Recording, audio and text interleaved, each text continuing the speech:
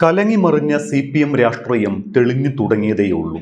പക്ഷേ കണ്ണൂരിന്റെ രാഷ്ട്രീയത്തിൽ ഇത്തവണ CPMലെ വിവാദങ്ങൾ ഉണ്ടാക്കുന്ന ഇമ്പാക്റ്റ് വളരെ വലുതായിരിക്കും.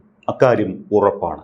മുൻപെങ്ങുമില്ലാത്ത വിധം ഉയർന്ന അഴിമതി ആരോപണവും സ്വജനപക്ഷ ആരോപണവും മറികടന്ന് CPM രാഷ്ട്രീയ കളത്തിലേക്ക് തിരിച്ചെത്തി എന്ന് വേണം മനസ്സിലാക്കാൻ. അസാമാന്യമായ കെട്ടുറപ്പോടെ CPM നടത്തിയ പ്രതിരോധ ശ്രമങ്ങളാണ് പാർട്ടിയെ പ്രതിസന്ധികൾ മറികടക്കാൻ സഹായിച്ചത്. ഈ തെരഞ്ഞെടുപ്പ് അടുത്തപ്പോൾ കണ്ണൂരിലെ CPM ഏറ്റവും അധികം കേൾക്കേണ്ടി വന്ന വിമർശനം ഒന്ന് പയ്യന്നൂരിലെ രക്തസാക്ഷി ഫണ്ട് തട്ടിപ്പും മറ്റൊന്ന് KK ശൈലജയെ പേരാവൂരിലേക്ക് മത്സരിക്കാനായി മാറ്റിയതിനെ കുറിച്ചുമാണ്.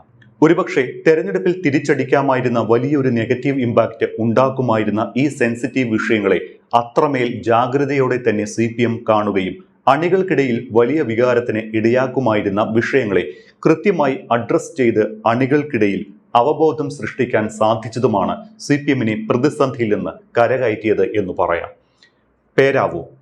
പേരാവൂരാണ് ഇത്തവണ CPMനെ ചൂഴ്ന്നു നിന്ന വിവാദങ്ങളിൽ ഏറ്റവും പ്രധാനം എന്ന് തന്നെ പറയേണ്ടി വരും. നിയമസഭാ തെരഞ്ഞെടുപ്പ് പ്രഖ്യാപിച്ച സമയത്ത് തന്നെ KK ശൈലജ ടീച്ചറെ CPM ഇക്കുറി പേരാവൂരിലേക്ക് നിയോഗിച്ചേക്കുമെന്ന റിപ്പോർട്ടുകൾ ഉണ്ടായിരുന്നു.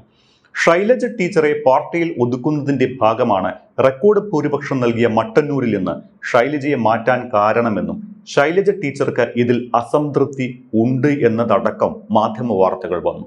അതോടെ ശൈലജ ടീച്ചർ അപ്രസക്തമായി എന്ന് കരുതിയിടത്താണ് CPMും അതിന്റെ സംവിധാനങ്ങളും കരുത്തുകാട്ടിയത്. ഇന്ന് കേരളത്തിൽ ഏറ്റവും ഗ്ലാമർ പോരാട്ടം നടക്കുന്ന മണ്ഡലങ്ങൾ എടുത്തു നോക്കിയാൽ അതിൽ മുൻനിരയിലുണ്ട് പേരാവൂർ. 20 വർഷം മുൻപ് തന്നെ ജയിപ്പിച്ച പേരാവൂർ ഇക്കുറിയും തന്നെ കൈവിടില്ല എന്ന ഉറച്ച വിശ്വാസത്തിലാണ് ശൈലജ ടീച്ചർ.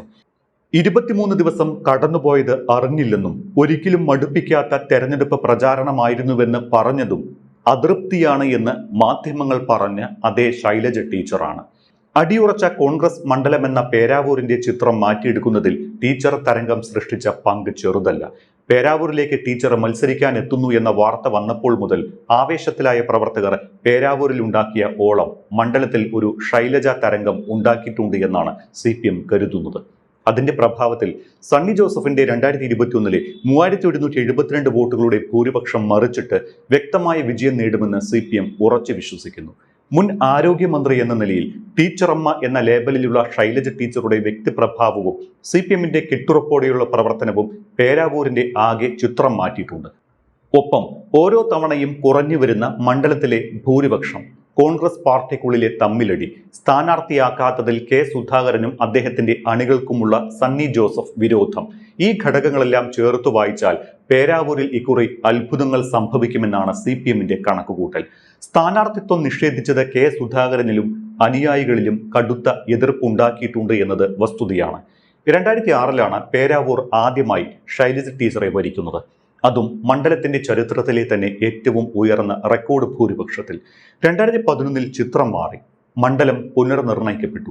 2006 KK ശൈലജയെ വിജയിപ്പിച്ച പേരാവൂർ അല്ല ഇന്നത്തെ പേരാവൂർ. അന്ന് പേരാവൂരിന്റെ ഭാഗമായിരുന്ന ഇടത് കോട്ടകളായ മട്ടന്നൂർ നഗരസഭയും കീഴല്ലൂർ, കൂടാളി, തില്ലങ്കേരി പഞ്ചായത്തുകളും ഇല്ലാത്ത പേരാവൂർ ഒരുപാട് മാറിയിട്ടുണ്ട്.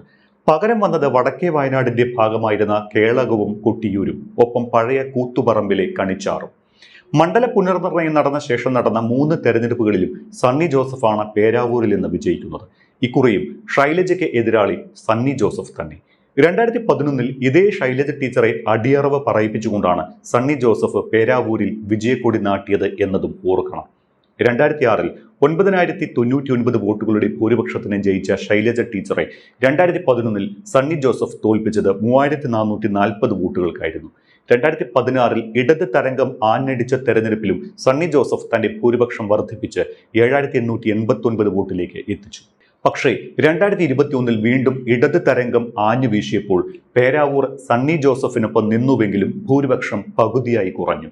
3172 2021 ഭൂരിപക്ഷം. പക്ഷേ പിന്നീട് നടന്ന ലോക്സഭാ തെരഞ്ഞെടുപ്പും തദ്ദേശ തെരഞ്ഞെടുപ്പും സണ്ണി ജോസഫിന് വീണ്ടും പ്രതീക്ഷ നൽകുന്നുണ്ട്. എന്നാൽ തദ്ദേശ തെരഞ്ഞെടുപ്പോ ലോക്സഭാ തെരഞ്ഞെടുപ്പോ നിയമസഭയിൽ മാനദണ്ഡമാകില്ല എന്നും ഇത്തവണ സണ്ണി ജോസഫിന്റെ 3172 എന്ന ഭൂരിപക്ഷം മറിച്ചിടുക അസാധ്യമല്ല എന്നും CPM കണക്കുകൂട്ടുന്നുണ്ട്. കണക്കുകൾക്കപ്പുറം ശൈലജ ടീച്ചറുടെ വ്യക്തിപ്രഭാവത്തിലാണ് CPMന്റെ പ്രതീക്ഷ. 2006 2011 മത്സരിച്ച പഴയ ശൈലജ ടീച്ചർ അല്ല ഇപ്പോൾ. കോവിഡിനെയും നിപ്പയെയും നേരിട്ട ആരോഗ്യമന്ത്രി എന്ന നിലയിൽ 2016 ശൈലജ ടീച്ചർ ഉണ്ടാക്കിയ പ്രതിച്ഛായ പേരാവൂരിലും അവർക്ക് തുണയാകുമെന്ന് ഉറച്ചു വിശ്വസിക്കുന്നു. അപ്പോഴും മണ്ഡലത്തിലെ 9 തദ്ദേശ സ്ഥാപനങ്ങളിൽ 5ഇടത്തും UDF ഭരണമാണ്. 4ഇടത്ത് LDFും ഭരിക്കുന്നുണ്ട് എങ്കിലും ഇരിട്ടി നഗരസഭയിൽ വാർഡ് തിരിച്ചുള്ള കണക്കിൽ UDF ആണ് മുന്നിൽ. കണക്കുകളിലെ കളികൾക്കപ്പുറം വ്യക്തിപ്രഭാവവും പ്രതിച്ഛായയും വോട്ടാകുമെന്നും ടീച്ചർ തരംഗമാകുമെന്നും CPM ഉറച്ചു തന്നെ പറയുന്നുണ്ട്.